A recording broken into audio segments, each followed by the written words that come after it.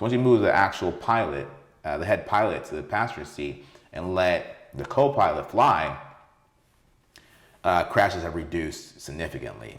And it's all because of them not tiptoeing around problems, them not dancing around problems, and them addressing it head on. And that's important in business and in partnerships. A lot of people want yes men, and I understand why. It's comforting to be in an echo chamber and validate yourself. But comfort is not what you really want. You live an easy life, your life will be difficult. You live a difficult life, your life will be easy. You want to be challenged, and not for the sake of being challenged. You want to be challenged in a way that you're redirected and course corrected towards your goal. And if that's true for pilots and plane crashes that cost the lives of 180 people every time one hits the mountainside or one scrapes the ground, then that's just as true in any other position where you guys are trying to take flight.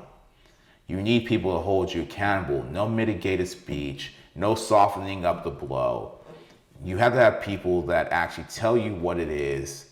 And if they're wrong, you tell them what it is. But you guys come to this mutual understanding together, opposed to yes men that can watch you crash and their lives are at risk as well, but they still say things so passively because they rather all of you guys perish, and that's not what they're realizing they're signing up for. They rather everyone perish opposed to just be upfront and honest. Right. So for men in business, women in business, have people who are honest with you, hold you accountable. For a man who finds a life partner, make sure you have a woman that holds you accountable. You think you want these yes people in your life, but truly you don't. It's actually quite a disservice. I actually feel like that. Well, let's dive deeper into the whole yes man thing. I always like to bring up real world examples because that's just how it's easier to compare the situation, like you just did. Mm-hmm. Another example in business is the Star Wars trilogy, not the original three, but the three that happened after in the early 2000s. Mm-hmm. Is that if you was to go back and watch those movies, you will realize that it's not written extremely well. Right. George Lucas, the creator of Star Wars, surrounded himself by yes men, people who thought he was like God because, this is the guy who made the original trilogy of Star Wars, so he knows what he's talking about. A lot of people, especially when they're at a high authority of power, don't like to be told no. They like to be told that they're perfect. They like to be told that they know what they're doing. Mm-hmm. They don't like to be challenged because it's like, I know what I'm doing. Like, look at the position of power I'm in versus you. Right. While in Korea, is stronger. Right. In the United States, it's also prevalent because there's a lot more yes men, mm-hmm.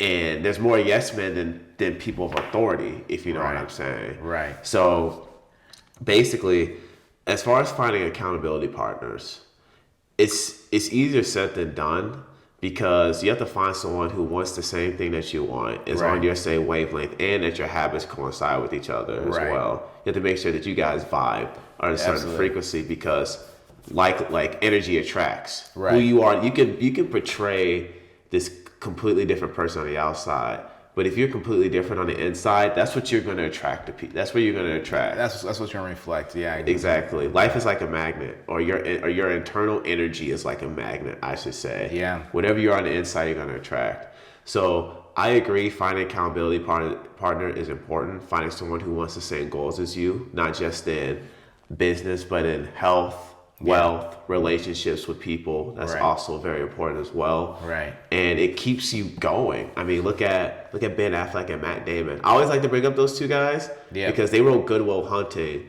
They were named actors, but they weren't like nearly the level they were after Good Will Hunting came out. That set them up for the rest of their lives, that movie. Yeah. I'll let you know. I haven't seen Good Will Hunting still. No, for sure. It's all good. You should watch it. It's a solid movie. Okay. But keep in mind, when that movie came out, it was unprecedented because two very unknown actors made that movie. They wrote it and they were able to star in it. Just like how Sylvester Stallone wrote Rocky, it was able to star in it. Nowadays, that doesn't happen. Right. You know, you have to have a name, you have to have a following, you have to be able to sell. You know, you already have to been in so many different projects before you even reach that level. Right. So back then, it was the same way, but it's just unprecedented to what they did. But they held each other accountable. But they're cousins. Right. But they were like each other's accountability partners. Oh, Matt Damon and Ben Affleck cousins? Yeah, they're like 10th cousins. But they're related. Of course they found a relation after all the success. Right. Yeah. Kind of convenient, right? Yeah. But I agree with the accountability thing because you can never do it by yourself. Right. It's all about building a team. Right. Easier said than done. Of course. You're gonna fail. You're gonna filter through people. You filter through people. I filter through people. Right. Exactly. And that's just how it is. Right. But eventually, you are going to find that team, that nucleus of people. If you guys are all on the same wavelength, you all want the same thing. You guys all want to create something, right, and be a part of something special, right, and build something special, right. But it takes a while to get to that point. Well, it's funny you say that, and you know, Outliers is an amazing book. A lot of people quote the 10,000 hours rules. I would say Outliers is it might be my number one book. Number one favorite. Atomic Habits the most practical, but Outliers is probably the best written. And it goes through these type of patterns, talking about how there's certain ages where people can take advantage of take advantage of different markets. And in the study, you know, it's not study, it's just it's blatant fact that Andrew Carnegie and Rockefeller and J.P. Morgan were all born within a few years of each other. All these guys the first wealthiest people in the United States. I mean, J.P. Morgan's Chase Bank, for people not to know how generational wealth works. If you deposit any check into Chase Bank, you're depositing a check into J.P. Morgan, which he's passed in the early 1900s. You know, which shows you how, Richard David, he died in 1900, shows you how generational wealth works.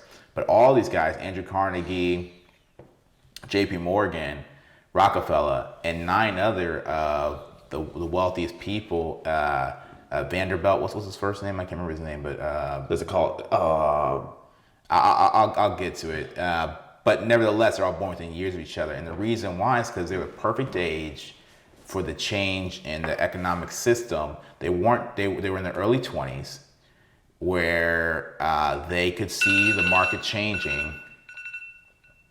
For us to cut to the next one. They're in the early 20s to see when the market was changing, or you know, early to mid 20s to see the market was changing, and they weren't too old to not take advantage of it, and they weren't too young. They weren't too young where they couldn't legally participate. And they weren't too old where their mindset was already set in their ways. Right. And that's a big thing for all these people's success. Same with Bill Gates. Bill Gates was at the perfect age where him and another guy named another guy with the first name was Bill, I'll remember the last name later. These guys, pretty much, one of the guys is the godfather of the internet, another guy made Microsoft. And those guys were born 2 years apart, but in the perfect window where their age landed in the prime spot to take advantage of the opportunity they took advantage of. Bill Gates was born next to one of the greatest computers in the United States in Seattle. So him as a kid, he got put his 10,000 hours in. By the time he hit 21, he was light years ahead of everyone. And I think Steve Jobs was also born around the same time Bill Gates was born too. It's true. Because they were rivals. It's true. I read Steve Jobs' books. They had a weird rivalry. Yeah. You know, but like he was also part of that group as well, as far as Bill Gates, the guy who created the internet. Yeah. Steve Jobs, Steve Wozniak, all those guys. Yeah. And it's just a perfect age for him to take advantage of the opportunity he took advantage of. Warren Buffett, he said he was 11 years old when he read every book at the library nearby in general, but he also read every book on stocks. And so he was 11 years old reading every book on stocks. He made his first investment when he was like 12 years old, 11 years old. That man's 91 today, and he still talks about that time. Killing it. And he's the most successful investor. It's not even a close second. It's not a close second. There's not a 1.5. He is the one and the only one who's become worth $100 million. $100 billion based off of investing. Investing will get you modestly wealthy. It'll get you to the point of your maybe 10 million net worth. Yeah.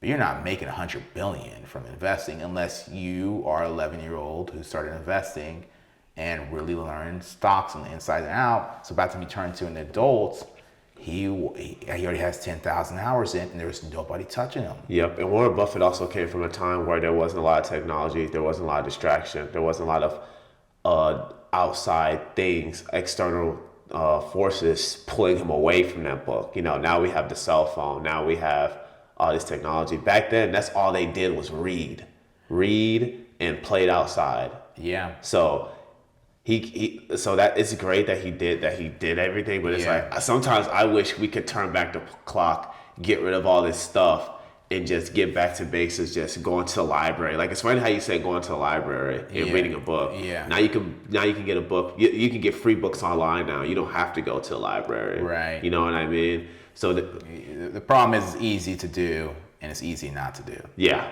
That's the problem. Jim Rohn would say that. He said success is easy. Why don't people do it? Because it's easy not to do as well. And that's where discipline comes in handy. But yeah, there's a couple of myths on that. On do we have more distractions today or do we not? Truth is, we don't know if we have more distractions today than in the past. There's been studies to counter that recently, which are mind-blowing to me. I just ended up reading about it yesterday. Yeah, send it to me. But yeah, we have a lot new outlook on distractions. I guess they always exist, just in different forms. If it wasn't the guy trying to sell you something on the corner, if it wasn't the guy trying to knock on your door and sell you products, it was always something and somebody. We've always had distractions, and we always had a great number of them. Is our attention span reducing? We do not know. We used to have a lot of studies that said that we're now like goldfish, or we have less attention than goldfish. Well, we have studies in the past that are supporting some similar data. So we'll see. We'll go into that a little bit more. But the biggest thing about this conversation is having qualified partners, having qualified people in your interdependent relationship, and a strong alliance. Let's talk about having a strong alliance, because that's everything. Steve Jobs and Bill Gates, they had an alliance of some sort. Same goes for Spielberg and George Lucas. They had an alliance of some sort. They were competition. Well, when they woke up every morning, someone outperform you. And they did that all the way to the top. Mm-hmm. And that's okay too. Elon Musk and Bezos, keep going. It's okay. I don't really see them as I don't see them as either. Yeah, they're in two different fields. Two different fields and two different ages too. Yeah, absolutely. Elon Musk is in the technology field, inventing things, trying to get to the moon. Jeff Bezos is just e-commerce, Amazon, selling. Exactly. Now he's expanding to delivery. He expanded to delivery and all that stuff. This is why I rock with you, because you can see the difference. But, yeah, it's a huge difference. But they're both billionaires, or they might be trillionaires. Who knows? But I think it's that for the smaller mind people who think they're direct competition, and even themselves, they might get confused and think they're direct competition sometimes. But here nor there, it's important to avoid mitigated speech. Don't lighten the load. There's a place for that, but be honest with the people you actually want to win with. Yeah. That's the biggest thing. 100%.